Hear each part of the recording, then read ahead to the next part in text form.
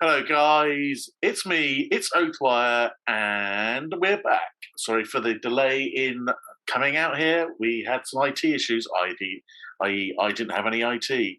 And tonight, I am here with Isaiah. Hi, say hi, Isaiah. Hey, what's up, folks? How is everybody doing today? I'm excited to be here to talk about some Rangers. Cool. And I'm pronouncing that correctly, aren't I? Close. It's Isaiah. Isaiah. Okay, I'm doing an English vibe, I suspect. Maybe a bit. Yeah. Maybe a bit, but that's okay. Yeah. So, you just point at me when I'm pronouncing it wrong again. So, Will do. Okay. So, yeah, we're going to do some Rangers. If we're going to talk about your channel, because you are running an excellent little channel over there, growing all the time. But we're going to talk about that.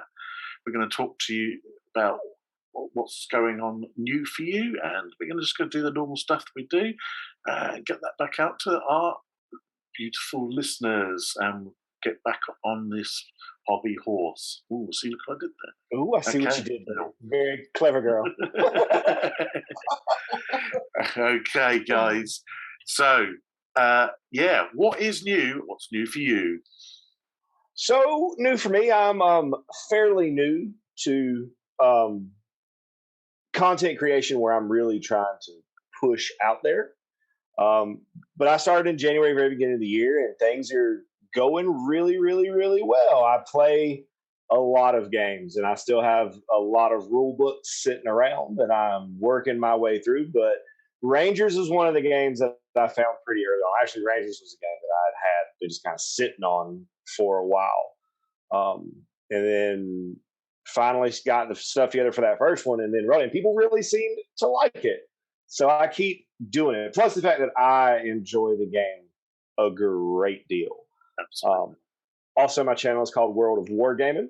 So if you want to see me play some Rangers, have a look at the link below, guys. Yeah. Come check it out. I'm up to probably 11 or 12 missions or scenarios that I have played out and filmed and recorded, and I have yet to lose my initial Ranger, which I'm pretty proud of. That's pretty good. But the channel's been growing really, really well. You know, it's not in giant jumps or anything like that, but I didn't expect it to be, because it's already, you know, we're dealing with niche content, and then I'm kind of trying to dig out all the micro niches within the larger niche of wargaming, because I just don't want to play the games that already have a massive amount of content for you. I want to find some of these games that are really cool games that maybe don't have a lot of content out there, or have like 2 or 3 videos or stuff like that. Now, and there is a fair amount of Rangers content, don't get me wrong, but Rangers is just too good of a game to not share with the world, you know? Absolutely. We got Orc Tim, that's he's out there. He's doing some Rangers new stuff that's out there. Yeah, but some of the Ranger stuff that's out on the YouTube, I mean, to be honest, it seems to cover the same sort of couple of books. There's a couple of books, and then that's it. Where you have delved deeper into all the visions that are out there. And you've done a fan-based one as well, haven't you? I've done quite a few of Pete's missions, actually, and then one or two that aren't. Well, I think you see a lot of the same missions a lot of the times, because you're going to see people who have the core book and they're just kind of playing through the core book missions.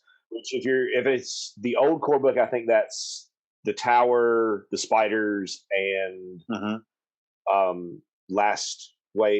No Way Home. The one I just Descent to Darkness. Yeah, Descent to Darkness. I think Burning Light was just added into the core Burning. I got the Burning Light. That's the one I'm really excited for, the kind of mystery aspect of Burning Light. And so, I kind of noticed that myself. And you see a lot of Blood Moon as well. I've seen quite a few people play Blood Moon out there, but there's a lot of content for this game. And my overall goal was just to, over time, just play through all of it and just have a continuous narrative. And I've had some people, comment to me like, when are you going to get back to the main books? This, that. And I'm just like, I'm playing this the same way that I played Witcher 3.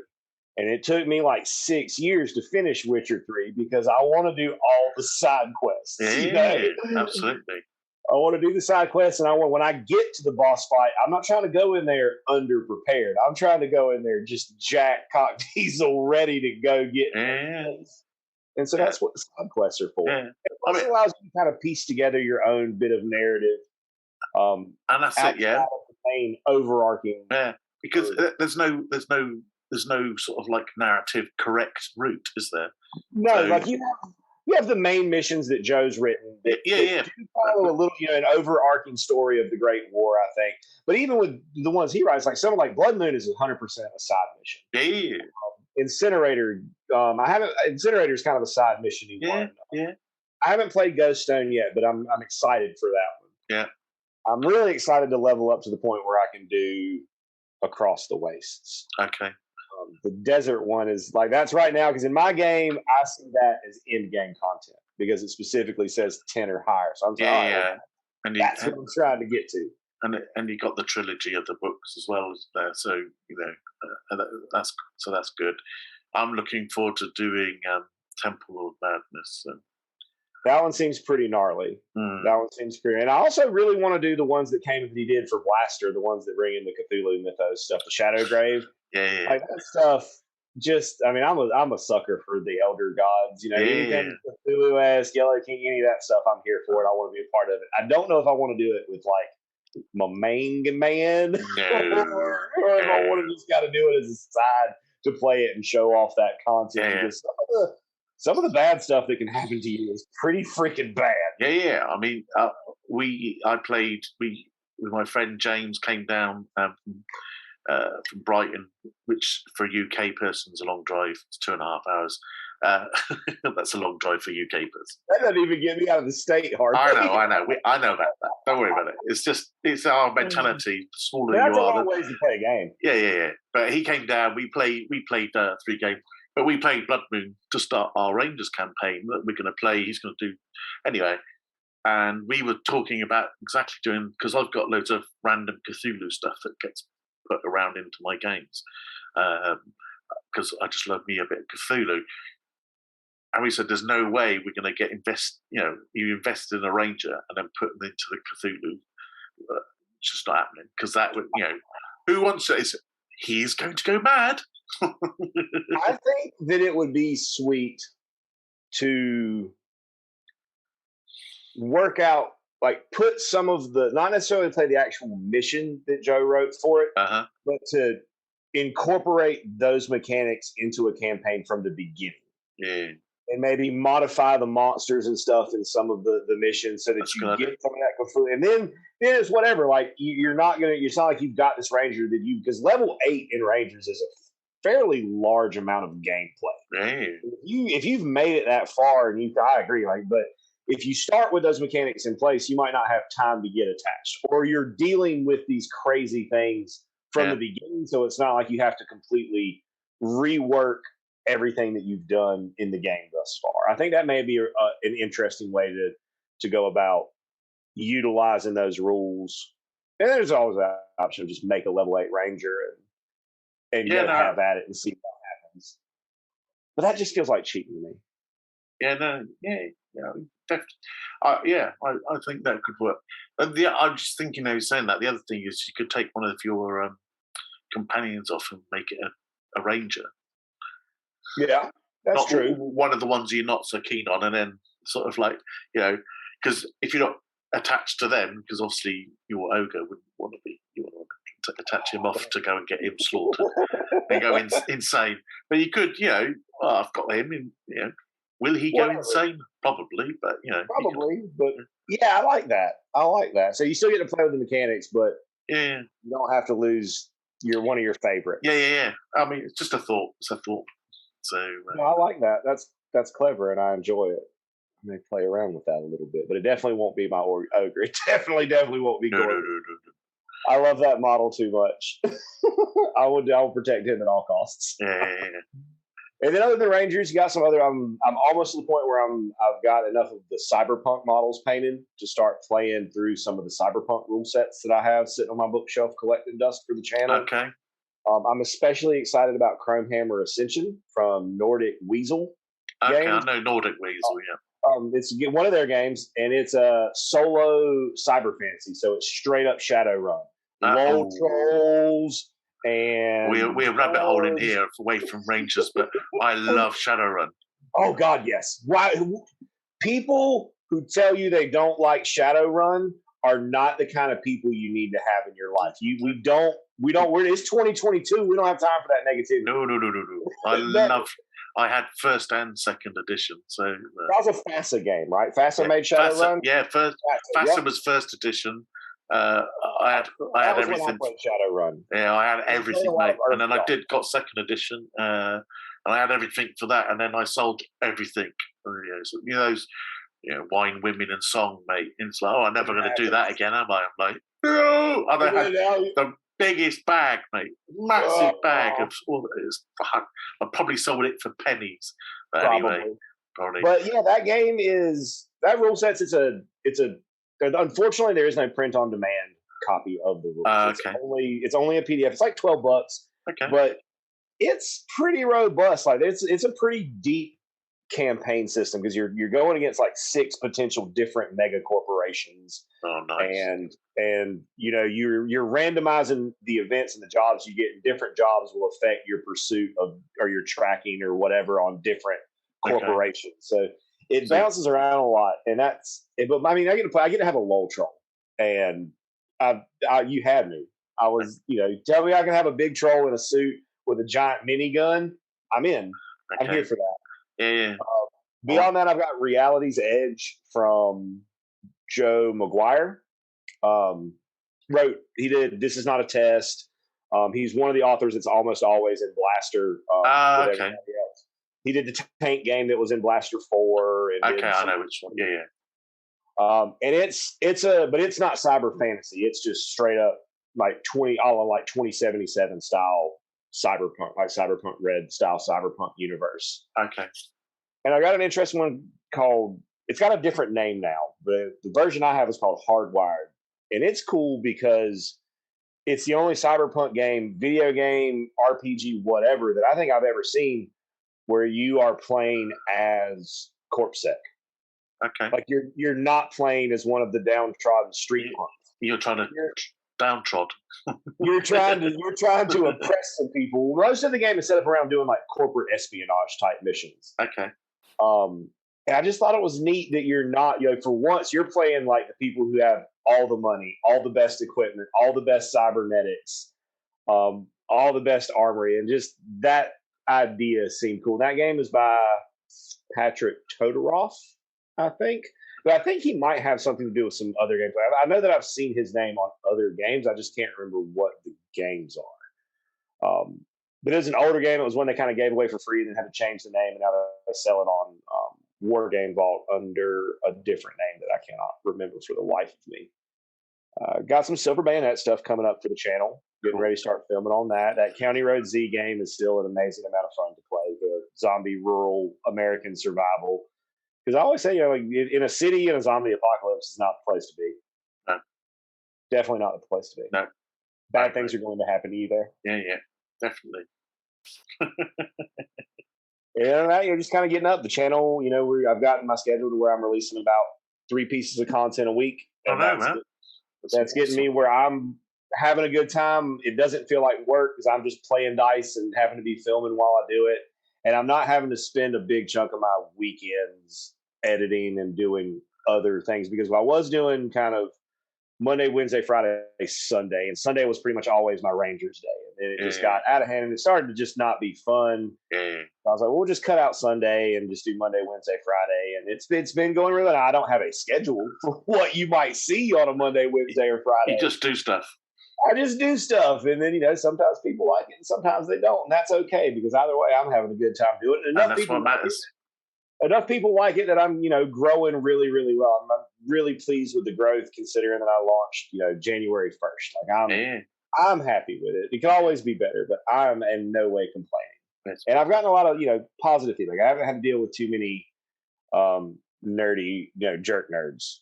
No rivet counters for the most part. People who have helped me out with rules, have been very gracious and kind about it. I even Yeah. got positive feedback from Reddit. I feel like if you can do that, you're doing something. I'm just not on it, so just Reddit's not historically a kind place. It's not as crabby as other corners of the internet, which we will not mention here.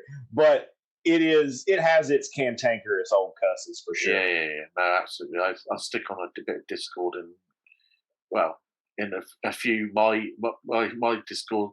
Well, not mine, Oathwire's Discord, yours, Scruffy Crows, and Oathmark. That's about it. I stay in there. And if people want to moan about me, I just tell them to go away. That's right. You can go to a hot place real quick. Yeah, exactly. But yeah, what's new for me? I've been painting. I've got a lot of the ranges for the Range of the Shadow Deep. I got the metals because I like them. They are beautiful models. They are. They're really nice models to paint. I put some pictures up of my 2 Rangers that I've painted, which I was really good. Yeah, I was really happy with them. And I've done the Blood Moon Companions. We're just talking. I might probably keep them as my companions for solo gaming, apart from one who I chopped his head off because he turned into a werewolf, so he won't be there. But Aurea and Seth, and Seth, Seth's a big chop, this big chopper. It's going to be going around slaughtering, so that'll be good. But yeah, North Star's also released the Cultist Heads, the Guardian. The Temple Guardian heads. I think that conversion was a good kits. On their part. I think that was a solid move on their part because when it's something like that where you need so many of them and you're buying blisters of metal models, like it just gets out of hand. It gets out of pocket real quick. So to be able to take those heads and drop them on, a box of Cultists from Frostgrave or whatever, that's absolutely. I get when model companies do things that help the people who buy their models. Absolutely. Because we want to give you our money. We really, really, really do. But we want to give you our money for things that we need and that help our hobby be better. Yeah, I mean, to be honest, saying that, I've got 4 of the cultists with the axes and 4 of the bowmen and the cultist leader with the sword. So I actually use those as for my Saga Age of Magic Hearthguard. I'm not familiar with that game. Okay, go and check it out. It's worth having a look, my friend. So I use that, and I just bought they've also released the Acolyte and the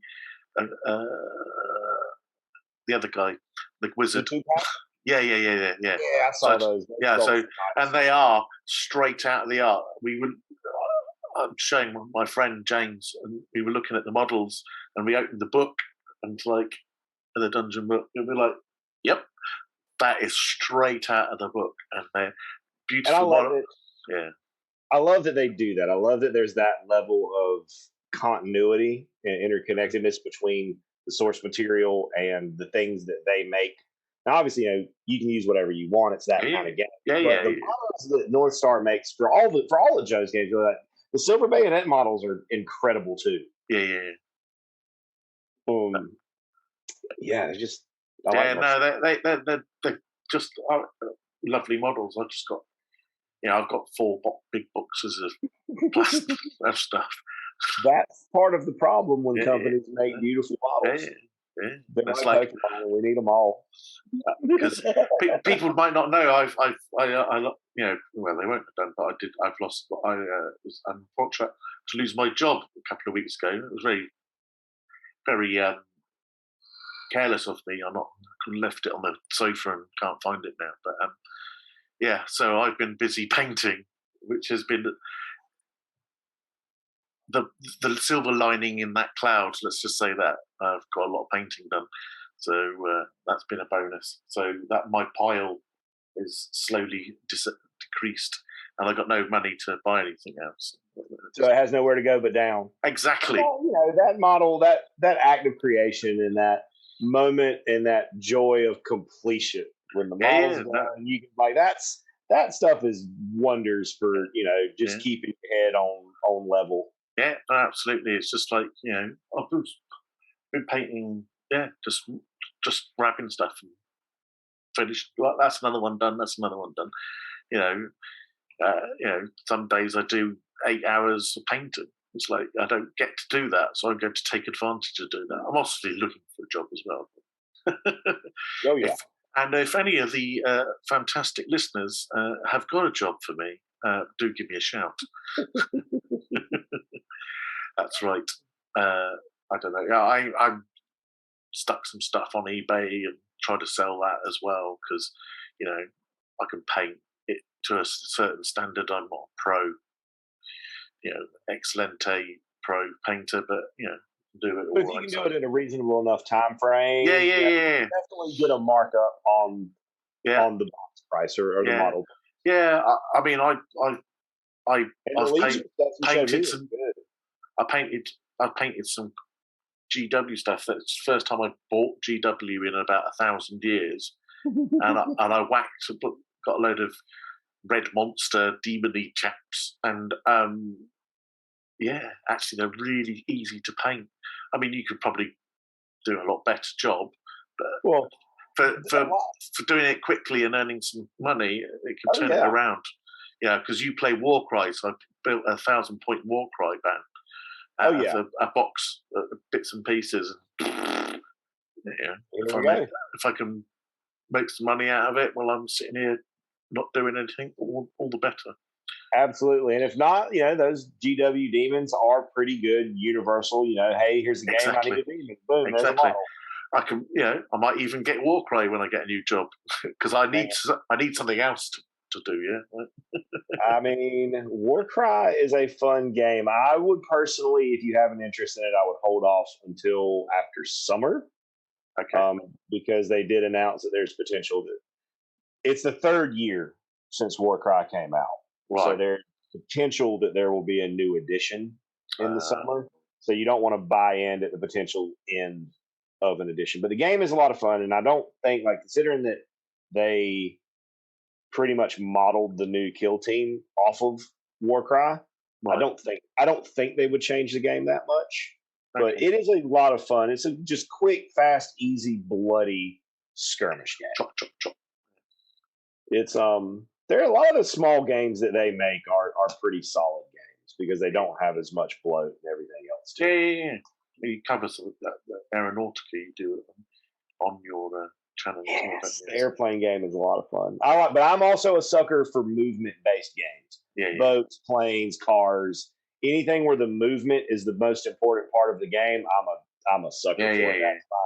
That's one of my sweet spots in wargaming. Yeah, I've got World War II aircraft at the Wazoo, so I'm very much like that. A buddy of mine, actually, just speaking of that, a buddy of mine just yesterday, my buddy who came down, Mike, who came down to play some Lunar with me, he brought me, my birthday was at the end of April, and he gifted me the Blood Red Skies Battle of Midnight starter box. So I've not played that one, but I know it's popular. I've heard good things about it, and the models, there's no building, which is my least favorite part of this hobby. I freaking hate building models. Yeah. And the models are very, very simple. I could easily probably paint that whole box in about 2 hours. Not of actual brush time, not counting dry time and everything else. But just of actual brush time, I can probably paint those 12 planes in about 2 hours. And then I'm ready to play that. That's another game that I can play.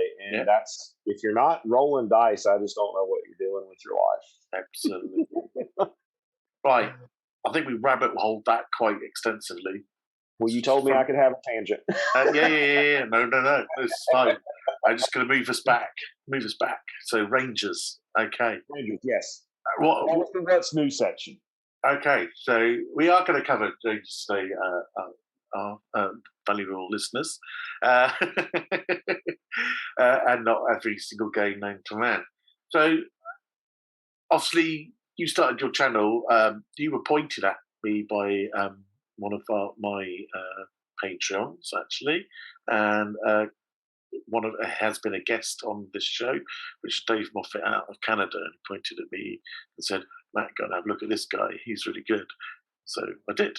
And here And we are. we were talking about Rangers content. So, yeah, so I'd just be interested what brought you to Rangers, why is that on your channel? Let's just go into a bit of depth. And, we've covered, why Rangers is good, but I just want to sort of cover what you think about it, where you think it can go, all that sort of stuff, all the good stuff about All Rangers. the good stuff.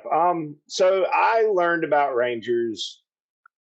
It's a coin flip. It was either I saw it, like it randomly popped up on my autoplay from Ash over at Gorilla Miniature Games, or I Okay, yeah. saw Uncle Adam mention it on Tabletop Minion somewhere. But I was watching another channel and just they were talking. It was either, if it wasn't just an autoplay, then it was somebody talking about solo games in general. And I was still fairly new to the idea and the concept of solo wargaming. Somehow I went all the way through the worst part of the pandemic and never heard about solo wargaming. So now I'm coming to it pretty hard. And I Yeah. started with Rain in Hell and then was looking for something else. And I was looking for something that went a little bit deeper. Yeah. And so I either saw somebody mention, I looked into Rangers and was like, well, this looks cool. And then I actually went to Drive Through RPG, Warcame Vault, wherever it is, whichever one it is, or maybe both. I think it's Drive Through RPG has most of They the do, Rangers. yeah. And then I saw expansion after expansion book after supplement book, just content that just kept going. I was like, oh man. So I want to do this because I love a good narrative thing. Like I love a good story in a game, and I love it when the game helps write the story to an extent. Which Rangers is I won't say Rangers is linear because it's not, because you can definitely go in any direction you want. As if you go and check out my channel, you will see I wander off the beaten path quite regularly. Mm-hmm. But compared to a game like 5 Leagues from the Borderlands or 5 Parsecs, where the game itself kind of builds the narrative as opposed to like the story arcs and the mission arcs that we have in Rangers, which I love because it reminds me of like D&D modules. Yeah. Which I did a lot of role playing when I was younger before I found wargaming. Wargaming was the thing that I remember seeing when I was a kid in a store. I'm like, oh my god, that's cool, but I can't afford that. I'm a child.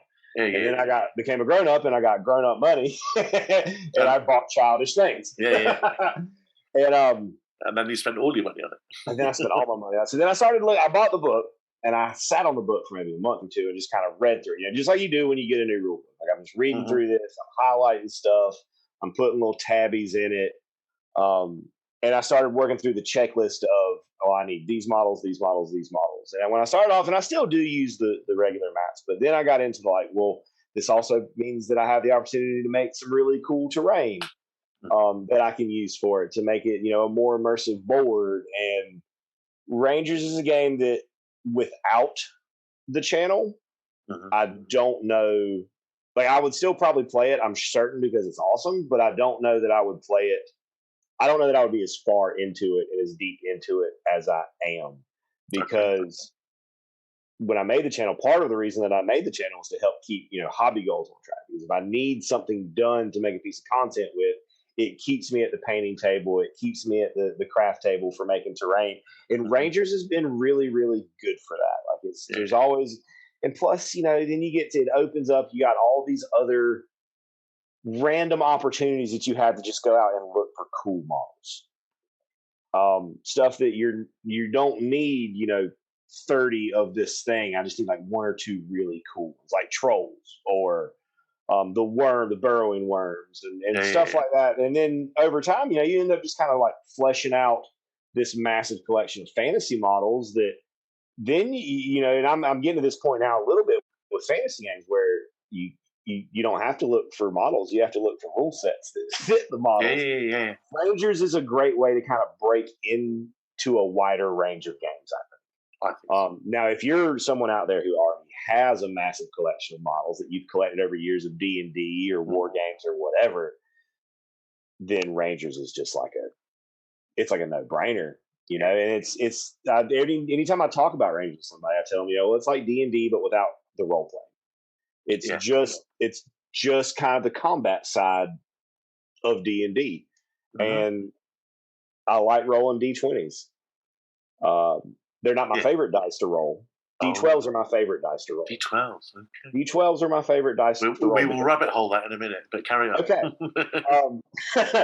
But the D, and then now, in the D20 system that Joe has that he wrote and uses for Rangers, has a lot of swing to it. And I'm not saying that as a bad thing. No. Like sometimes it does bite you in the tail, but at the same time, sometimes you get off like a massive crack right when you need it, and it just feels so freaking good. Yeah.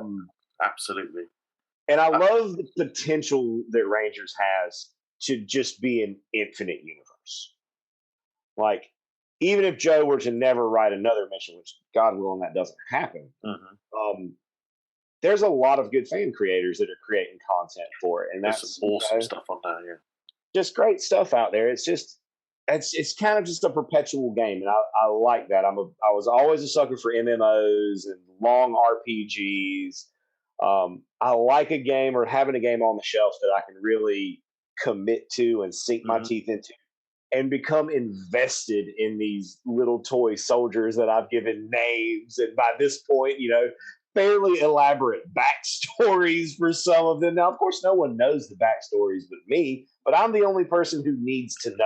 Absolutely. Because it's my enjoyment. And Rangers, I'm just go back to the D&D reference or the RPG reference. Like, it creates an entire universe that exists well and far beyond the bounds of that 2.5 by 2.5 mat or that 3 by 3 mat that you're playing on. Like, you can feel the rest of the world encroaching around this little tiny cross section of the world that you happen to be moving through, and it's just a good feeling. Like, it's just the game just feels good. I'm sure there's probably a more eloquent way to put that, but I'm just at a loss at the moment because it's just a great game. It's a great game for so many reasons. It gives you just enough structure to make the game play well. The AI is spot on. Like, it's to the point now when I play other games, if I don't like their AI, I just use the AI from Rangers in other games, and it works like a champ every freaking time. Or I'll modify certain things that Joe has in the AI, like the monster with the lowest health will activate first caveat. Like, that's one that I put. If they don't have something like that, that's one I put in almost any AI in a game that I play, because if the AI gives me the opportunity to give myself something advantageous, that's a hard thing for me to turn down. But if I do it and the game's not as fun, so I like it. I like the way the AI for Rangers pretty much removes all agency from the player. Like, I don't have to make any decisions at all whatsoever. I don't have to decide what monster activates first. I don't have to decide anything. Nope. And then once that is taken away from me as the player, I'm able to really, really get into my own tactics of just trying to respond to what the rules or the AI say is going to happen, which creates a really fun tactical game as well as the story element. And it's just amazing to me how fun and how much suspense can be in some of these missions. And you're just playing by yourself. There's no opponent that's going to counter me or whatever. Like, I'm trying to beat myself in this AI or achieve whatever objective scenario. I just love it. And also, too, as I mentioned, going back to terrain, like it's helped bolster out and fill out a lot of my terrain collection, which then, once you got 28 millimeter terrain, you can fit 28, play pretty much any game. And it builds out the whole collection. And then the more you get, the more you can do. And the more you can do, the more you buy. And it's just not a vicious cycle. It's, an awesome cycle of just growth and more games and more stuff. And I'm actually a little piece of me. I know I'm a ways off from this, but there's a little piece of me that's thinking, well, it's like when you're reading a really good book or a really good series of books, like, eventually there's going to come to that where it's like, well, man, I'm getting close to the last page. What do I do? And I'm already starting to feel a little bit of that anxiety, even though, like I said, I'm nowhere near that mark. But it's a very similar feeling that I had when I was reading The Wheel of Time. It's just like, man, I know this is going to end one day, and I don't want it to. You can keep going forever. It feels like it sometimes, though.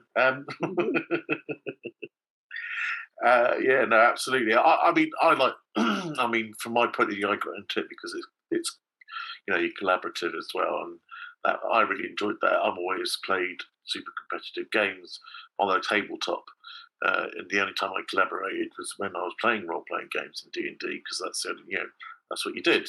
You were against the the dungeon master, but so that's what drew me in. It's like, wow, yeah, okay, I don't have, my friends and I can play together. We don't have to get snarky about the rules. We don't have to get, oh yeah, but that angle was about 3 millimeters out from me being able to hit you, but not that my friends are like that. But you know what I mean. You know what I mean? Because we're all competitive, aren't we? Oh yes. And it's really, that could hit me there. You're like, I have played a little bit of co-op Rangers. I haven't done a whole bunch of it, but I think that I think co-op games are a great way to bring people into the hobby. I do so. Because then it's not, well, I'm just going to club baby seals while you learn a game. We're going to work together to achieve our goal or mission or objective or whatever. And I think that's a great way to bring people into the hobby. And I heard somebody else say this the other day. I think it's a great way if you want to try to war game with your partner. Yeah. Because then you're not getting into that competitive mindset with someone that, it's not like you could leave home and if the game goes salty, where are you going to go? With games like Rangers, it's an opportunity to work together and creative problem solve together. And I think it's a great way to try to introduce a partner into your hobby. I agree. Yeah, you don't, because, like I said, I'm super competitive, so I'm going to try and smash them into the floor. And then it's like, well, I'm not going to play that again. Why not? Because you're an asshole. and then you say, why won't you play the game with me? All my friends think I'm brilliant. No, no, they don't. They just tell you that. They're just blowing air up you. Oh dear. Yeah. So I mean, there's I don't know how many books there are out there for it, but yeah. For Rangers, if you go straight, like not counting the anthology books, you got Core Book, Burning Light, Temple of Madness, Ghost Stone, Incinerator, Blood Moon, Across the Wastes, Shadow Grave. I know I'm missing, and I don't think that's all of them. That's just the ones that I can name off the top of my head. The dungeons. Dungeons Dark. Yeah. Dungeons Deep, whichever. Yeah, that one. It's a lot. and those are, like we say, well, like some of those are just one scenario, but some of those are deep content. Yeah. The menagerie thing. Oh, yep. Are there missions in that? There's one mission in there. Is it? Okay. For some reason, when I looked at that, I thought it was just like an expanded bestiary. No. There's definitely a mission in there. Oh, duly noted. Yeah. Duly noted. Yeah, definitely. Yeah, no, I was saying, it's like, oh, he's got something expanding out the monsters. It's like, no, there's also it's a good little one. The cards, I think you get there's some cards in the card pack for some of them. Some are in the there. The card pack is a good buy. Yeah. The card pack is a very good buy. And then there's also it's fan stuff, but there's Star of Alador. Yes. And the stuff. Oh, that's good. Yeah, I've got that. That's good. Yeah. And then there's the large amount of legitimate fan made content. There's just so much for the game, and it feels good. It's a little overwhelming in the beginning when you first jump into Rangers. You're like, it's that same feeling, when you first step out of the tutorial into a giant open world game. It's like, where do I go? And I like that Joe gives you those starter missions in the book. Because by the time you play through those, you have a firm enough understanding of the game. Yeah, and the rules are super. I think they're super simple. I agree. I like uncomplicated rules. I find a lot of Joe's games are uncomplicated. But I agree. Once you get them onto the table, it's working out what order you're going to do things in. And the calls you're going to make that make the game experience. It's not reading through a rule book and being a laws lawyer. that makes it a good game, because people are excited by having lots of rules and Some people love three crunchy books games. to get one figure working properly. Some people absolutely love crunch, Yeah. and I like and I like some crunch. I don't know that I like full crunch. No. Like I don't know that I would enjoy a game like Infinity or BattleTech, or at least the old versions of BattleTech, because it's just there's a lot going on there. But I like kind of a mid range. But like you said though, with Joe's games, it's the rules are very simple. So the bulk of the brain power that you're expending is on tactics and the story that you're building in your head as absolutely. You're flipping through a rule book will destroy my enjoyment of a game. That's why I tab and highlight every rule book that I get as soon as I get it, to cut down on that. Now, one thing that I wish was in the book that I don't think is I wish that there was a good, just solid, quick reference sheet. Yes. This is the phase. This is how you shoot. This is how you fight. Blah, et cetera. Like the basic. No, absolutely. We were had the same conversation on Saturday. It's like Rain Fosgrave's got a decent one. Oathmark's got one Osprey. You'll do that. Now I know Mephidius is the guys that print this, but it would be it'd be really nice just to have that sort of in the back of the book or something like that, because I like a quick reference sheet, because I'm old and I forget stuff, so I don't have to flick through the book. A quick reference sheet will make or break my opinion of a game a lot of times, and there are some situations where I will just say the heck with it, and I'll just be the guy who spends an hour or two to make one. And I think there may be a quick reference for Rangers in the files section of the Facebook group that somebody made. I'm not positive, but I think there is. There's a lot of stuff in the file section of that Facebook group. There is a ton of stuff. I'm actually, as you're talking, I will check, but there's some really good stuff in there. But I think that's the only note that I could have. Really, that's the only thing that I have to say about Rangers that's not extremely complimentary, is that I wish there was a quick reference. And if that's the only gripe that I have, I guess I don't have much to gripe about. No, not. Because there are some games that are bad and don't have a quick reference.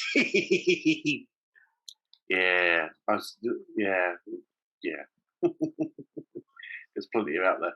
There probably is. There's so many things on here. I don't know. I'm gonna not bother looking, but I will have a look.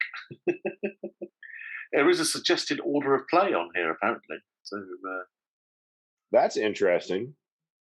Yeah, for playing through. Yeah, I might check out that. That might be something I do just for. Yeah. This is on my own.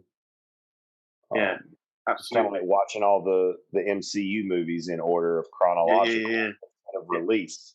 It says here, The Missing, The Beacon, Descent into Darkness, Blood Moon, Burning Light, Menagerie, Temple of Madness, Ghost Stone, Incinerator, Across the Waves Part 1, and then Dungeons of Dark. Whew. So there you go. That's 11 books there. You need to go and yes. Yeah. And I'm hoping for another anthology, like another one of the hardback 4 things in one book. Okay. Books. And I'm hoping by the time I get through, because I still got the rest of Descent to Darkness, Burning Light, Ghost Stone, and Temple of Madness that I have print copies of. Yeah, I've got print off all the prints that I would need to play through before I'm worried about buying more content.